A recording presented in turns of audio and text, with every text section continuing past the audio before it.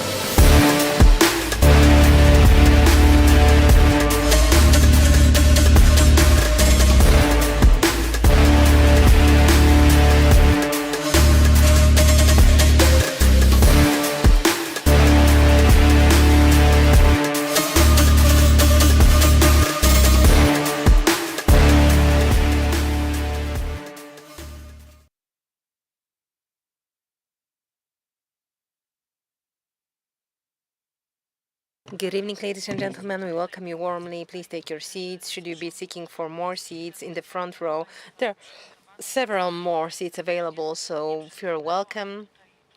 Not in front of the camera, but on the side. Oh, you cannot go through. Well, at the bottom, I still see some two, namely, seats in the first row.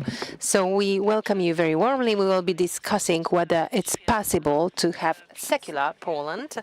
I am about to present you with my guests. I will begin with Halina Radacz, pastor of the Lutheran Parish in Zyrardow. Next to her, we have Tadeusz Bartoś, Professor Tadeusz Bartoś seated. Next, Professor Piotr Augustyniak, and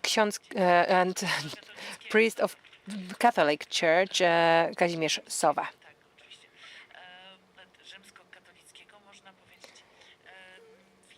I welcome you very warmly.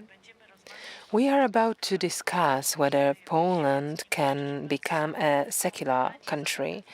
The question posed in the title of today's debate made me feel full of doubt, and I am about to share the doubts with my interlocutors. If Poland isn't secular, does it mean that we live in a country that is confessional? Religious? I cannot subscribe to this. Whether Poland is a secular country, the society is a group, is a collection. There is a group of a society, and a group and a group forms a church, and those two groups overlap at moments. We are one organism, we are one society. So, of course, we have to experience the character of our society. But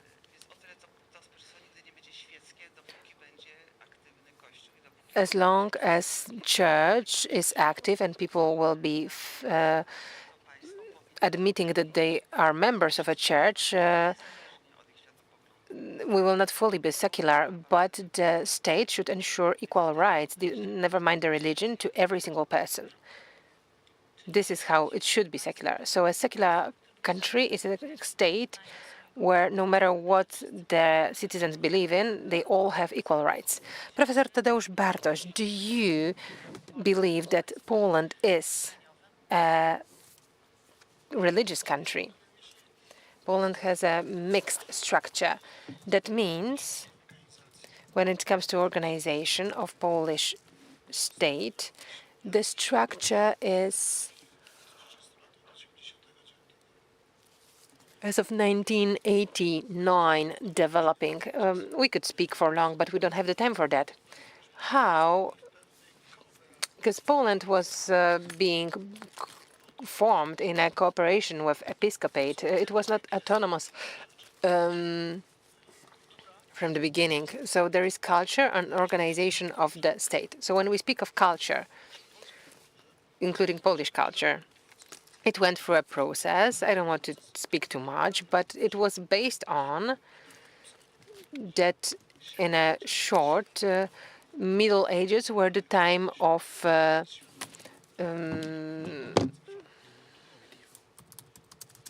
clergy. And I'm not speaking about people who were backward, but then the times changed. Religion had to phase away from from many domains where it was dominating, and states appeared. French Revolution came up with the debugging and change of the image of the world. And in this sense, Polish society is just like other countries. So it's not that our community consists of people who are following daily vespers and whether it is everyone should be equal persons and institutions too when it comes to access to money and funding. It's a mess in Poland. It's a mess that I don't even want to describe or call by name, because there are more important things. Today, we have more important things too. Well, yes, I don't want to give the floor immediately to Piotr Augustyniak. Now, I would like to give floor to Priest Sowa. Tell us, because here you will be at the position of a representative of a Catholic Church in this debate. A devil's advocate, representative of church, hard to find a point in common in here, but I hope you'll manage. So when it comes to how religious Polish state is, in this historical development, it was there. I don't want to spoil your fun. I'm taking the floor only in my name. Oh, you're spoiling the fun to all of us, not me only. I don't want to spoil your fun. There are spokespeople of the church who can take the floor in the name of church, and they can explain it as a church position. I'm going to tell you my opinions, my views regarding the topic, which is very provocative. First of all, of course, in Poland, amongst Polish citizens in our society, there is a pretty big group, which is maybe not as representative outside, but there is a vast group of people who still think of Poland as Polish state, Catholic state of Polish nation, because it's how it looked before the war and after '89 in some within some groups. We've had example of that in the last 8 years of, thanks God, already finished rule of law and justice. But more and more often in Poland, we are putting a stress on the secularity or state being anti-clergy. If you take a look at the dominant opinions regarding church, published in the dominating media, mainstream media, you will see that church is not a favorite, is not praised. It's being assessed in a critical manner. It has earned it, let's be honest. And the two approaches are echoing. They are not even confronting one another. They are one next to another. And depending on who we invite to take the floor, or they represent one or another concept, they would defend their beliefs. On one hand side, the identity, cultural identity, and certain form of, as it was written in the historical code, cultural code of Poland, it's marked with Catholic Church strongly. Also because of the fact that at the time when the national states were being formed in 19th century, when there were very strong changes also in the social awareness, Poland didn't have a state, and this is why often church was the space where Poles were finding their cultural space when it comes to their customs, etc., etc. So it was not in the Second Republic of Poland that created mono-religiousness of Poland, but it happened after 1945 when brutally Stalin and Hitler deprived us of a big representation of other religious groups. And this is why Poland turned or became a country. Well, on top of that, of course, the political issues where church became a type of a space that was statish. So after tens of years, Tadeusz noticed correctly that 89 had the godfathers in church, and we are still relating to an extent to it, less and less, but still it happens. Yet there, the factor of secularity or of the state, this historically has been also very strongly present also before the war, and it's present right now. So the question is whether it is being treated by the other side as a form of attack, or rather as a form of a mobilizing strength, because it may be in such a way, it's my opinion today, that a bigger part of hierarchy in church, and here I understand priests and bishops, they will believe it's an attack on church. But a very big part of social tissue formed by believers very often sees what is in the legal framework, etc. They see it as a form of something I would define as a social normality, and also speaking directly, that there would be less and less of church in the public space, and this is why, from their point of view, it would be better. Today, I cannot tell you whether we are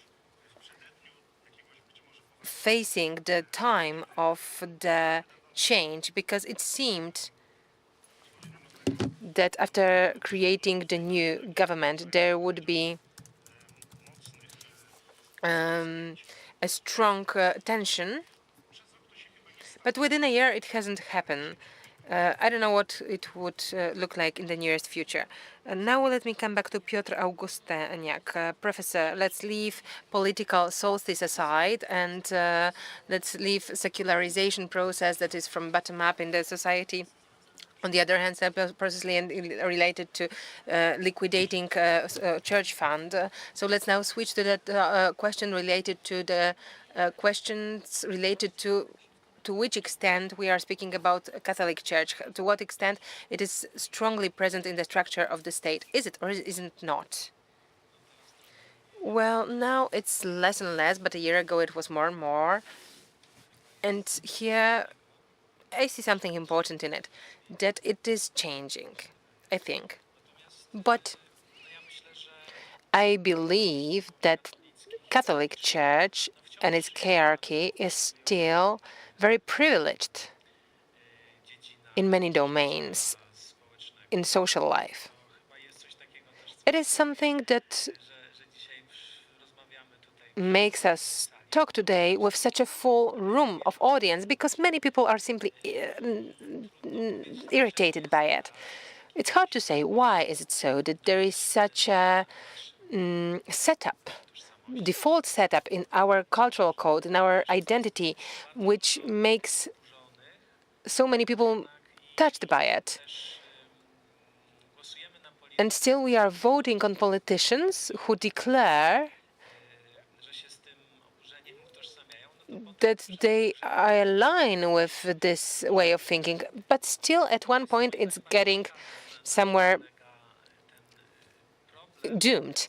So I'm wondering what the problem really is about with this, because as Tadeusz said, it is a form of a truth regarding the modern world. Whether we like it or not, it's another issue.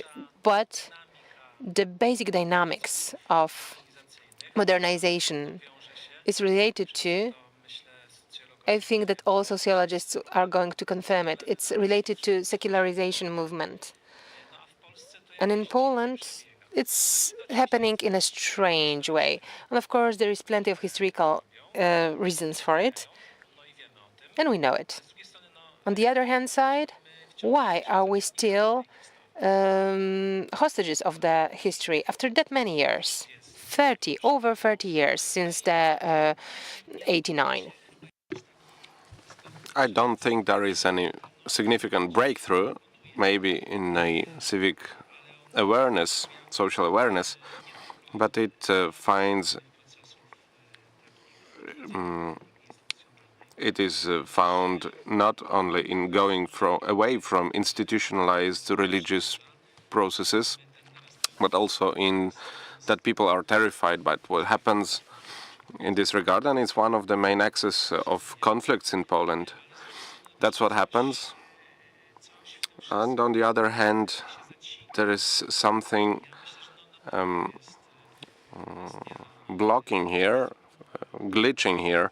I think it's a matter of communism mentioned before, but also because of John Paul II and all this painful settlement with this person. I remember my childhood. I grew up after or during the transformation, and I have no illusions. We all were hypnotized by that person, and with that person a vision of Poland that he would present, and then everyone would just took it for granted, whether I want it or not. So I can't answer your question in a simple way, and I do not analyze this matter every day, whether a church holds a state and controls the state. But I see still some helplessness in this conflict, some move forward, but it does not translate into any political decisions. So in this regard, it's quite strange. I think that talking about secularity of a state, it's not a well-formed subject. We need to talk about spiritual condition or identity, spiritual identity of our society. It would be much more interesting, I think. By the way, I was considering the word itself, secular. This word is taken from church language.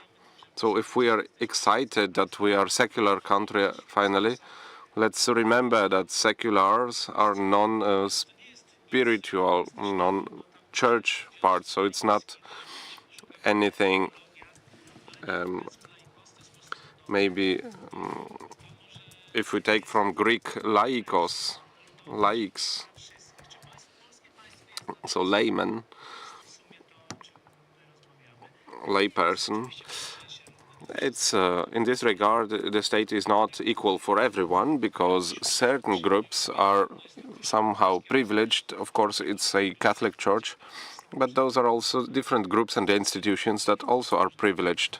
It's an impact of many global corporations on our country. There is this global corporation, Catholic Church, that influences our states, but also other non-religious corporates that influence us, that make us non-secular country. The category of being or being not secular is deeply taken from a church language. It can be discussed. You said, Piotr, that you don't want to analyze in detail how exactly church holds and where the ruling ones. It is easy to mention the groups in Poland who, as a result of a religion motivated actions, are discriminated or deprived of basic rights.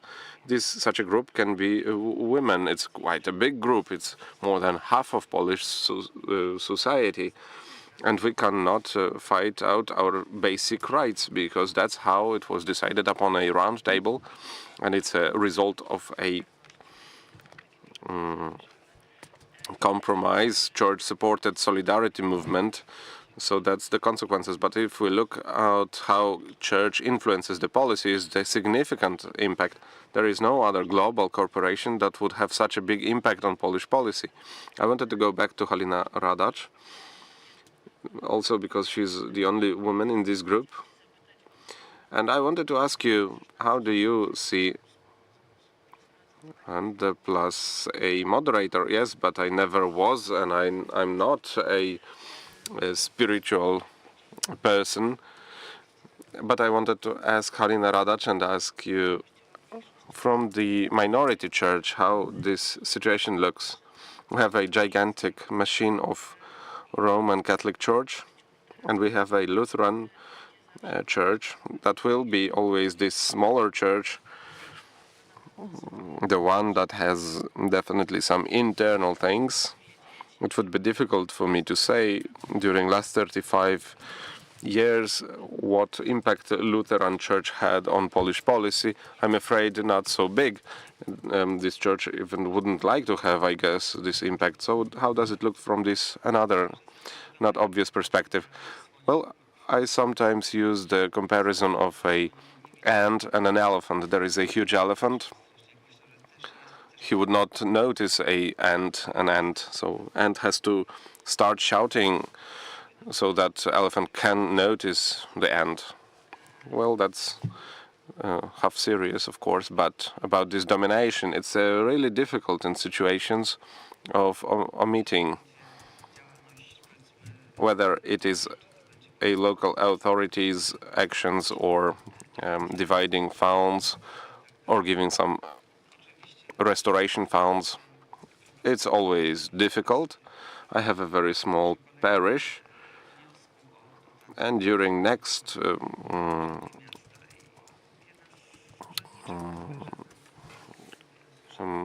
another time we asked for some financing in a city hall.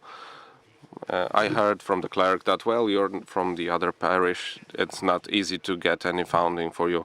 But it is what it is. I'm very happy and grateful to God that my church does not participate in big policy.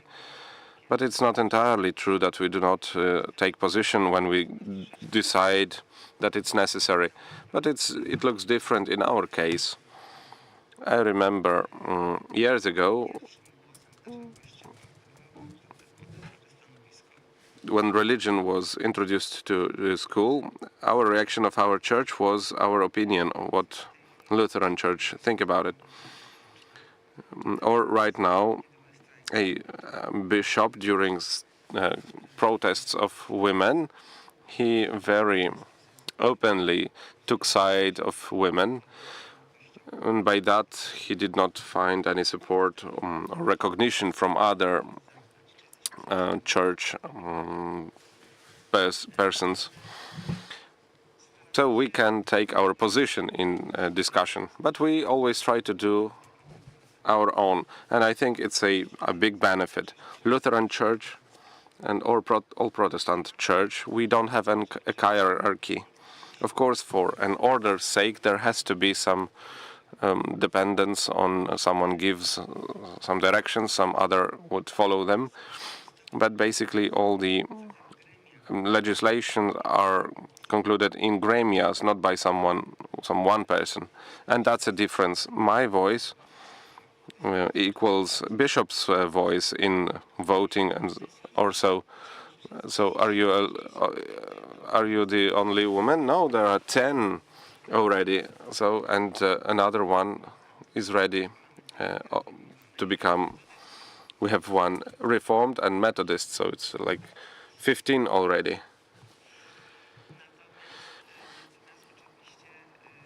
So there are places where it doesn't matter, but there are places where the fact that I am a woman makes it difficult a bit, the relationship. But it always depends on a person. It's not a matter of institution. Can you imagine someone?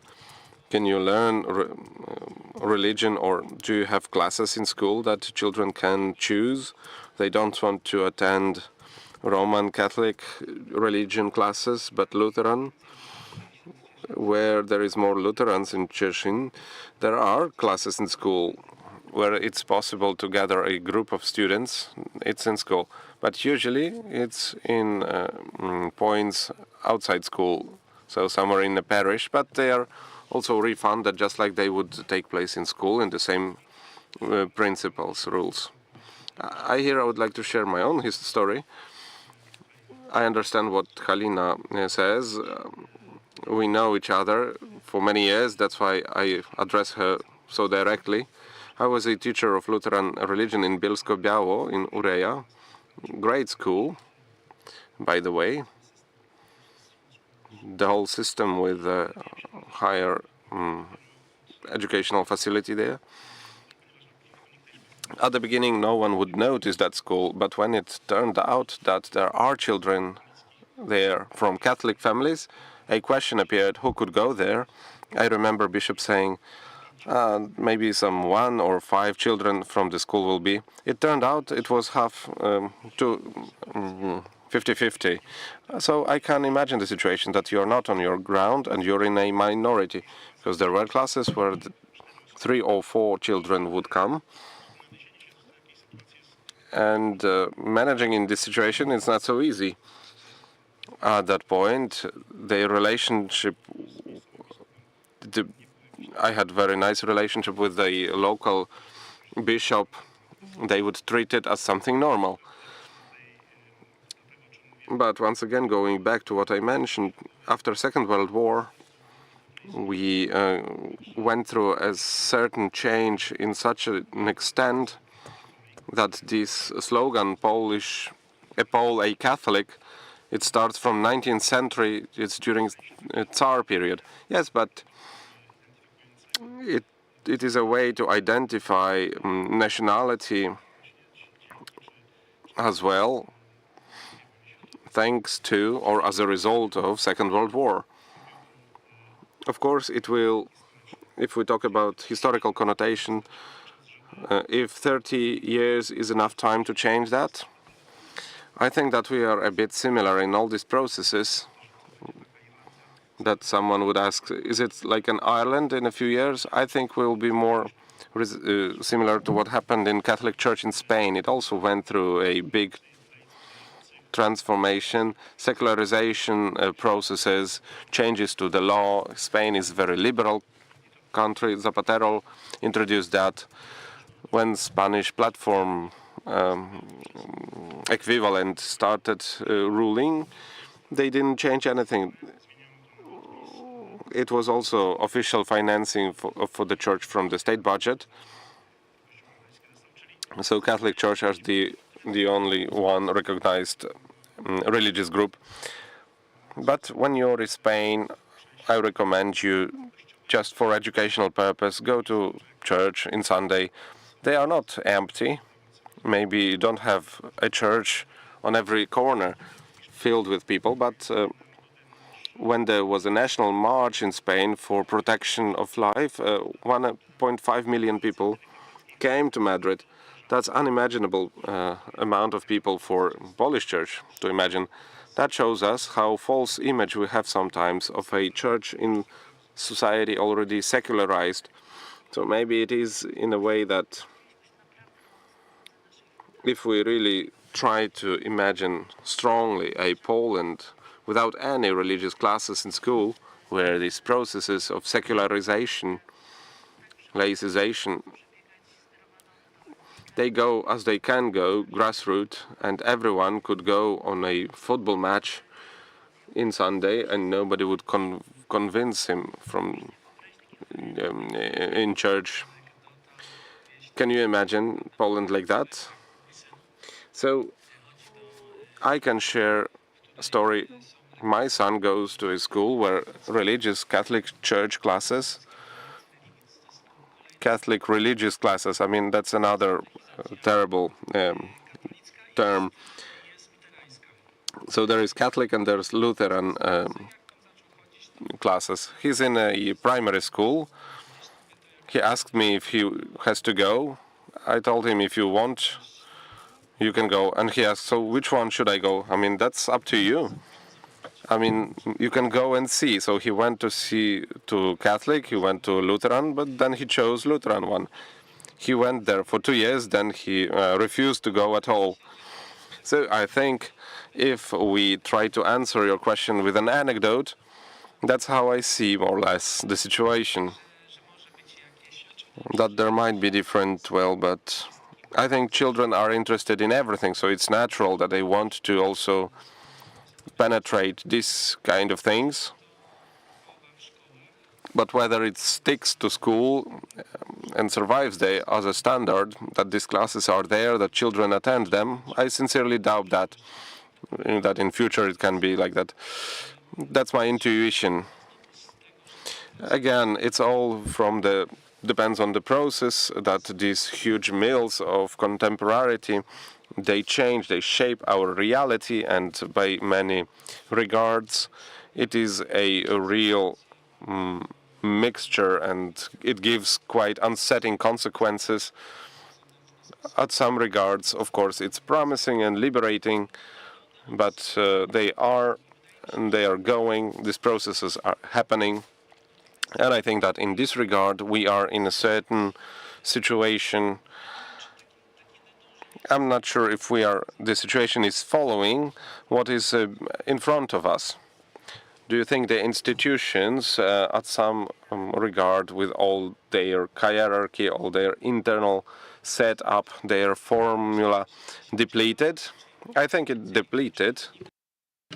And this is because of the fact that we are right now alive, because Friedrich Nietzsche announced it some time ago.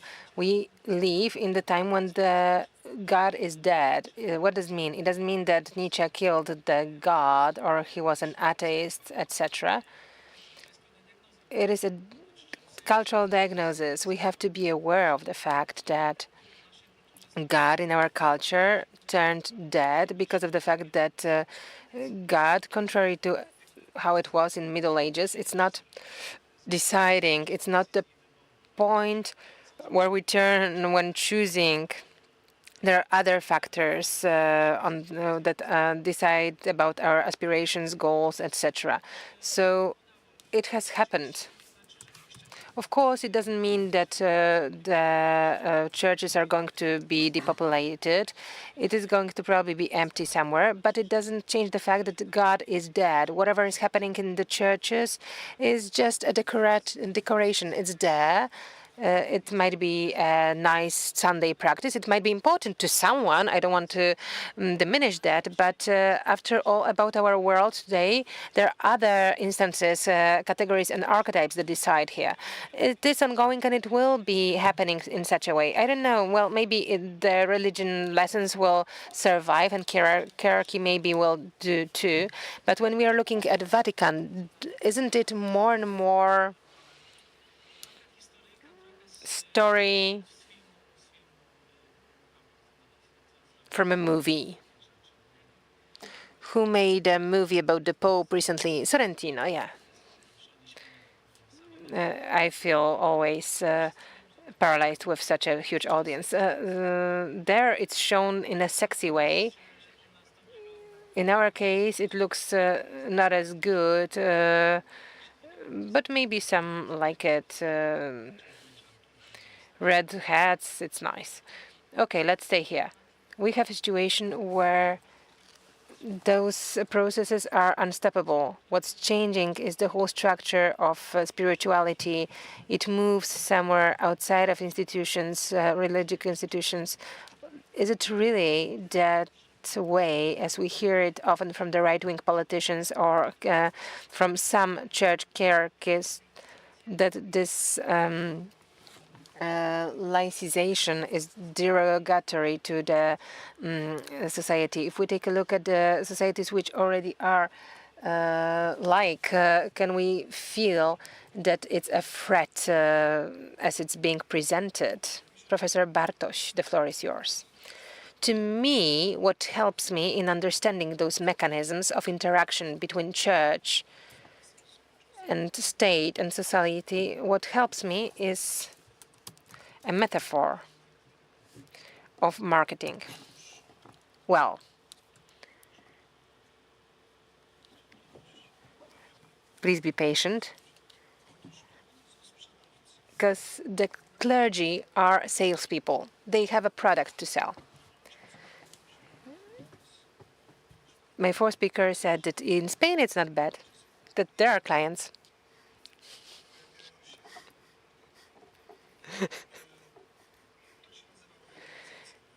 They call it that they are spreading evangelia, but it is about efficiency of getting to the target groups, one or another. So in order to support your activity, you need institutional support. And of course, it's lobbying. Efficient lobbying, if there is a lobbyist, it's not that a lobbyist is going to limit himself. No, he will not do that because it would be too much, maybe just a bit. No. Lobby means that you're efficiently achieving the targets which you can achieve, the ones possible. So when the lobbying works in a country that is unable to represent other interests, if this is a blind state that doesn't even know what a state is, it doesn't know that it is an institution that has awareness, values, and those are not values that are borrowed, those are own values, not church values, but own values, then it's facing emptiness. And we are having such a situation that lobby can do anything.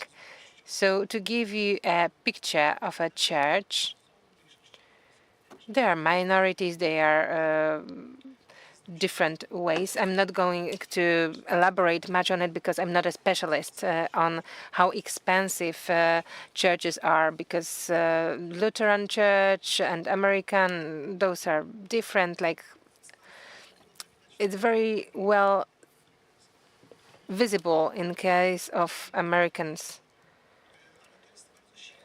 but it's very strong. This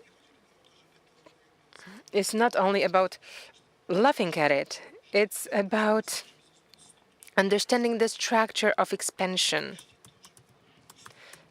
If we have plenty of people in the church, we want to have plenty of people. When there are so many of them, it means that the Holy Spirit speaks through the priest, and the priest is attracting so many people, and it's so well organized. When we think of a state, then Polish state is completely helpless. If we were to learn it somewhere, then if I say it, you're going to be terrified, but we can learn it from French state in 1904. It has been introduced. France, the oldest daughter of church, what's happening to you, etc., etc. It was Catholic, inseparable, because, you know, in France, if you travel around, all the localities have those saint names, Saint Joseph, etc. So in Poland, it's not like this. So their laicism of the state, I'm going to tell you a couple of words about it because it is interesting. It is based on the fact that all the institutions, if I'm not mistaken, there is no legal framework that would regulate functioning of religious institutions. So here is first equality, that there is a right of associations. And associations, all the church institutions can be a part of it.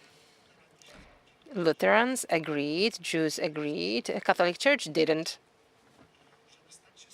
To become an association on the rights of any, same as any other association. Associations that have same legal framework and regulations for everyone. Bad luck for the Lutherans that they maintained buildings. Catholic Church worked strongly and protested such provisions. The Pope protested it. So they maintained buildings. And the finale is, in all the cities, towns, all the churches don't belong to Catholic Church. They are maintained by gminas. So the renovations are being done by a gmina, and clergy is using it. Another element to the laicism is that we have to take care of secularism of institutions. State has own values, and this means that in the state, public spaces, not on the streets, but in schools, administration, you shouldn't have any religious signs. So if a clergy is visiting a state university, then it's not dressed in the clergy way. They may not be crosses, dresses. It's neutrality. It's been perceived as discrimination, but it created a space for the state, and the state proved to be strong, and it created own values. Today, the Catholic clergy is okay with it. The buildings they have from before the reform don't belong to them, so they don't have problems renovating them. The paradox is that today, the right for laicism, which was an inspiration, it was a left-driven change. Right now, this is on the lips of the right politicians because they can now, the Islamic people can use their religious clothing. So now maybe we should ban that too. But it's not yet decided. So summarizing, this type of a state which dictates the rules of the game rather than being played by everyone else because the president doesn't have the time to notice it and solve it. It's something I see valuable. What does it mean? What's the type of the society or community that I suggest? This is a society with differences of interests. Religions, lobbies have the right to lobby. It belongs to them. It's their task, it's their duty. But if state doesn't know to, doesn't have instruments, doesn't have awareness, I don't want to complain, but Polish left is so ignorant. Nothing is really they don't have any idea about it, and they can be played from all the sides. Whoever comes over is going to win the game. We accomplished a history of 30 years of lobbying. The grounds that were almost for free, the episcopate, the protocols. So there were such cases where a bishop was saying, why is it still not arranged? Oh, I'm sorry, I will find out. So this type of things, the state is not being respected when it's weak, when it doesn't know how to oppose certain groups. This is about setting rules that would be same for everyone. Whether it's possible to do, let's say that in Poland it might not work out at once. All right, okay.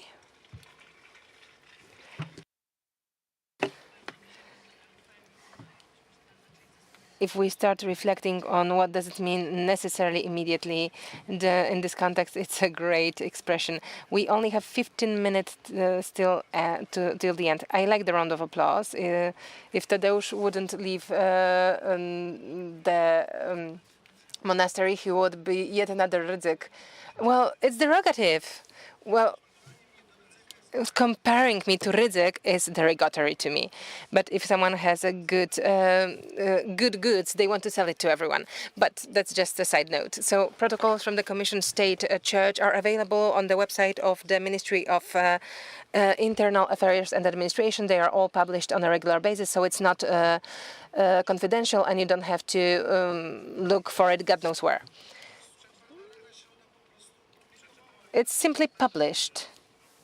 Last year, there were protocols from the past 20-something years. And to be honest, why has it not been arranged? I haven't heard that. But indeed, there is plenty of lobbying, places where we simply are requesting something and checking what's the response on the other side. There were governments that knew how to say no to a church, and some others were going as per bishops wanted. So let's now give the floor to the audience. I see a question from the lady in the audience, row number 3.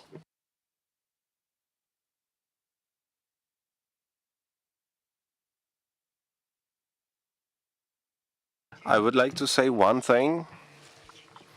mainly is it's not thanks to God we have a change of this power, but to the voters,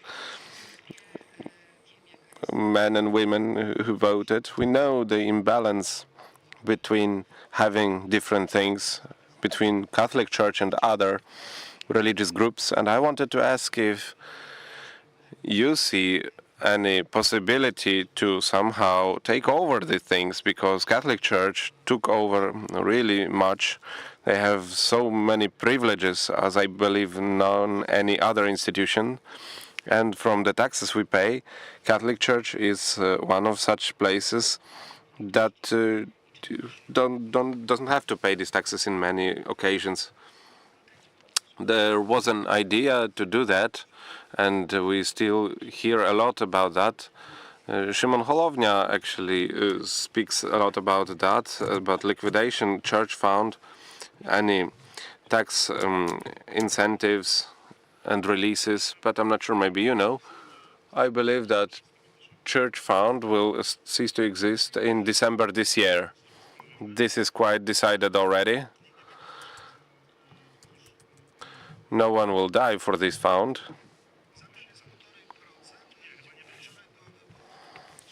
It's 1.5% instead. Two economists yesterday counted that it would be 2 times more, but it's voluntarily. So the question is, well, it was their estimation. Economists know how to estimate. It's called prognosis.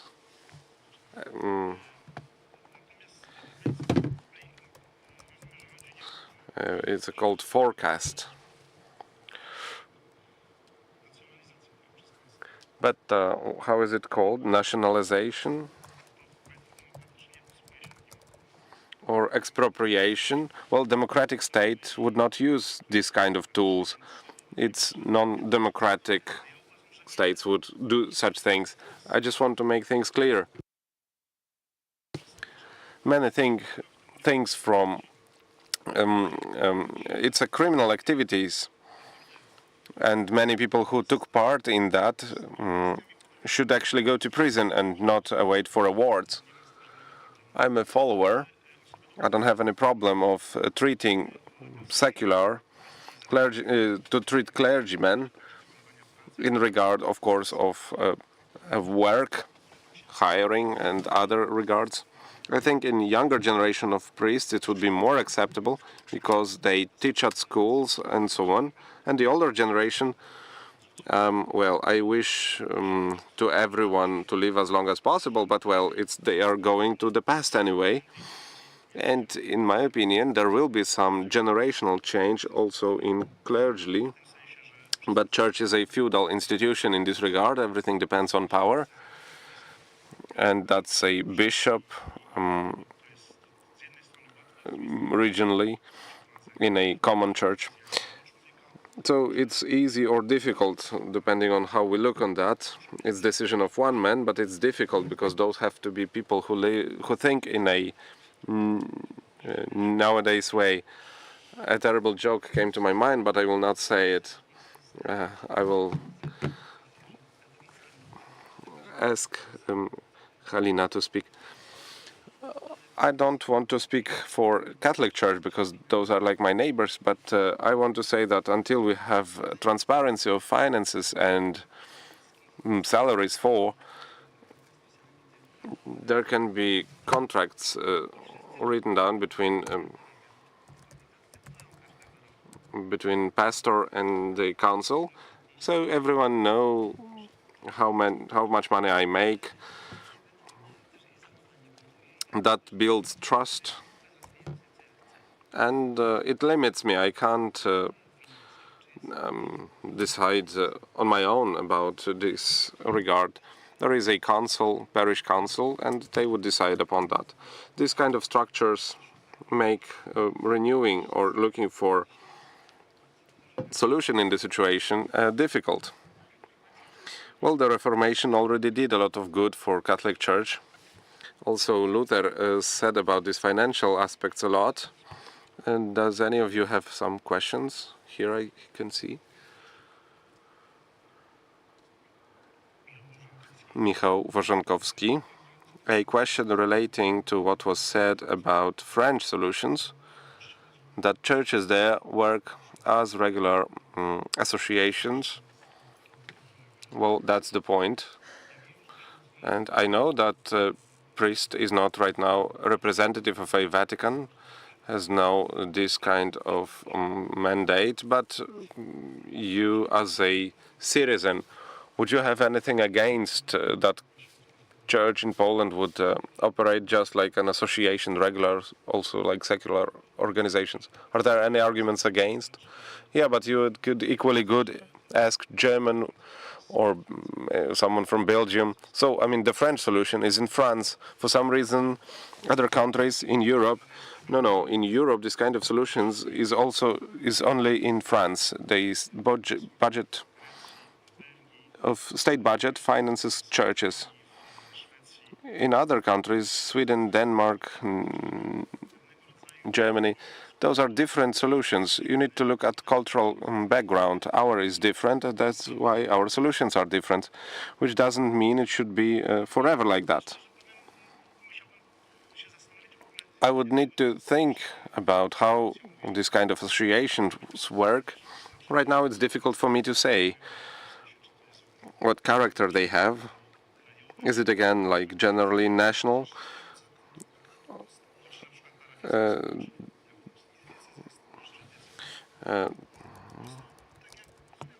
Dominicans are an association, it's their decision. I know it's about financial regulation. Association can control better financial fluxes. Barbara Wysocka. I wanted to add a couple of words about so-called religion classes. For 20 years I was a teacher and I'm a mother. My sons attended religion, this religious education, first at churches premises, then in school, and I can't understand what religion does at school in a state that is not a religion state. In our state, any sort of belief is in the grounds of our state. So why the state would pay to Catholic teachers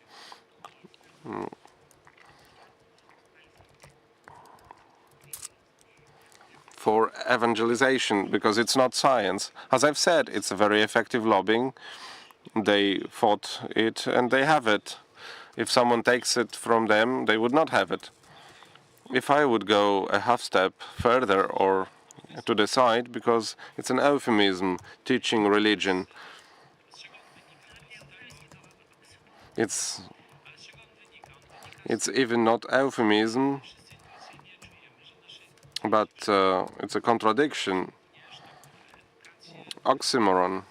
I think our children at school should have what kind of education? Well, philosophical or religion sciences, because it's some important sphere of our reality to know something about existential questions, some aspects related to history of religion. It can be defined in a different way. It can be one or a couple of subjects. But in Poland, there is some big problem with introducing philosophy classes to school. But to have religion classes 2 times a week for public money, no one has problems with that. Now it's 1 time. But if we want to take care that our children could develop integrally, I think it would be in best interest of everyone to have philosophy classes or religion science separately or as a choice. Right now we have ethics to choose, which is also quite usually run by priests. So parents who want to send their children for evangelization, they can do that, but why not to send them to church in Sunday school? It can function like that, even if someone thinks it's like from communist times, but times are different and maybe it's a good time to change it. On the other side, from perspective of someone who never attended religion classes, I understand how much times have changed. I remember I was only one person who would not attend the religion classes when it was at my school. Now its situation is quite different. Maybe children would just simply stop to go there. I can see two more questions. We still have time for them. Hauszyński, Radio Rebellion. I have a question about monopoly of state to give a statute status to a church. There is a register of Ministry of Internal Affairs, and the minister would decide if some association is a church or not. So the question is, if we take away this register from governmental power as a form of association and removing all the fiscal taxes and real estate benefits, can't we build independent state? Can we separate the state from religious associations, groups? I think in every country of European Union there is something like a register of churches and religious groups, because brutally saying, state has to know what's going on in this space, in this regard. So that's one thing. You also mentioned what is it related to. It's related to a number of other regulations, and that's why I think that Ministry of Internal Affairs and Administration has this register with this number of churches and religious groups on this list that have to fulfill certain conditions to be registered. In my opinion, as far as I know, it's a question of certain law system that functions not just in Poland. About religion classes, for 27 countries of EU, Poland is not in a minority in with their solutions, because 23 states have more or less similar solutions. So religion is paid by state or from state budget in public schools as in a voluntary principle, or by force, like in Germany. They declare that they pay church tax, or in Greece. So again, those are different solutions that have their sources most oftenly in historical context. Is religion at school is a success of church now? I think it's a failure. I will agree to what Piotr said. Kind of a subject, religion science, devoted broadly to religion or Christianity is an example of Denmark or Sweden. They changed these classes at school, in public schools. It's necessary for general education, but you are right. Religion classes is a space that should not be at school. Its place is in church. Thank you very much. One more question. And that's the last one, because we are really short with time. Tomasz Sujka, good evening. I have more question to you, to everyone, not to the panelists, because if we talk about reduction of alcoholism in Poland, we do not invite representatives of alcoholic concerns to the discussion, because it would be difficult, with all respect to our guests. But we still invite Catholic Church to talk about their rights and about what deal would look, how much they can take. We call it a dialogue, but it's not a dialogue. For decades, for 30 years, it's not any dialogue. It's just giving everything Catholic Church wants. I have a general question to voters, to people who vote. We should not ask Church how much we can take from them or give them, but us, because our answer is every election, in fact. But then, after the election, we said, oh boy, again, Church takes that.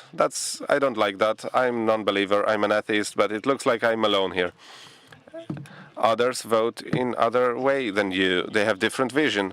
So I'm not sure if it's a question. Maybe we'll not finish it like a question, but everyone should answer to himself what Poland he wants to see, what he wants to see in school for their children, and maybe we can vote And then the state would say how much we should give to the church, because I don't want to give anything. Thank you very much. Thank you for all the questions. I know we still have a lot of the questions, but we need to finish on time. Ksiądz priest Kazimierz Sowa, Halina, Radacz, Tadeusz, Bartoś, and Piotr, Augustyniak. Thank you very much. And Radość, nadzieja, życie, wyzwanie, pasja, pamięć, zaufanie, pokój, jedność. Słowa tworzą świat. Polskie Radio. Źródło wiarygodnych informacji. Uwielbiam szycie w sieci. Wczoraj podszyłem się pod wnuczka, wieczorem uszyłem intrygę na apce randkowej, a dziś planuję grubymi nićmi szyte oszustwo z promocją. Tak się szyje. Na oszustów są sposoby. Zapoznaj się z poradami ekspertów na niedajsiepodszyć.pl.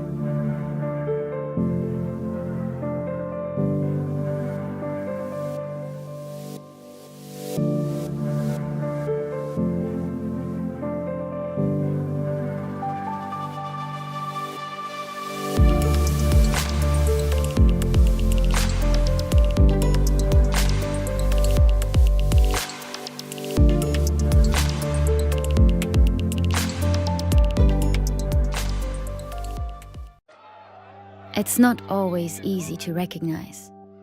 It may look like this, or like this. It may be a burden, but it is a responsibility that we embrace nonetheless. But if it means this for one person and this for someone else, maybe it ultimately means being there for one another. It isn't handed to us, but we know where to find it. And how it feels, how it tastes, and what it sounds like when we finally have it.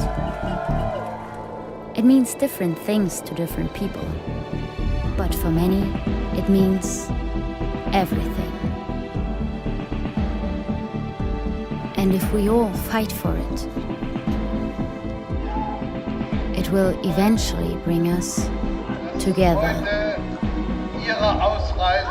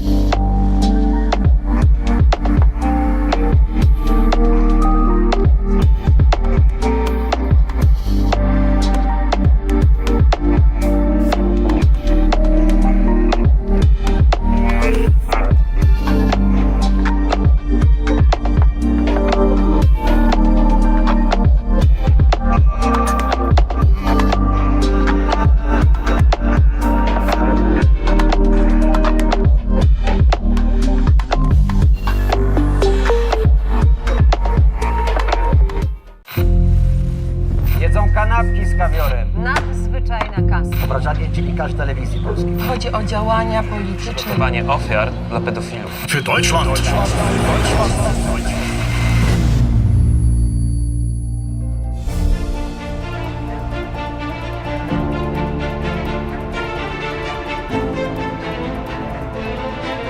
TVP Info. Włącz się na nowo.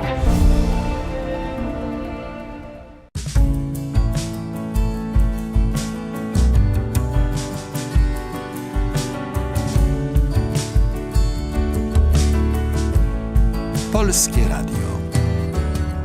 Jedynka. Dziś Nowy Jork, jutro Londyn. Za chwilę Paryż, Warszawa, Berlin. Na całym świecie kultura pulsuje rytmem. Wystarczy tylko włączyć dwójkę. Dwójka, Polskie Radio. Jesteś na miejscu. Plany biznesowe powstają z marzeń. Dlatego nie ma dwóch takich samych firm.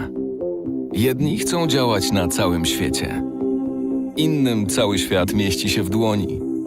Sukces biznesu to nie tylko jego wielkość, ale też szczęście, jakie przynosi ludziom. PKO Bank Polski.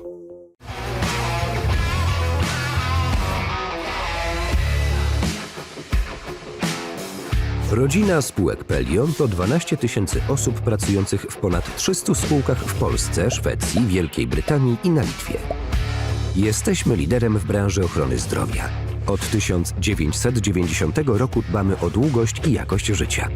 Pracować z nami możesz w jednym z 7 obszarów.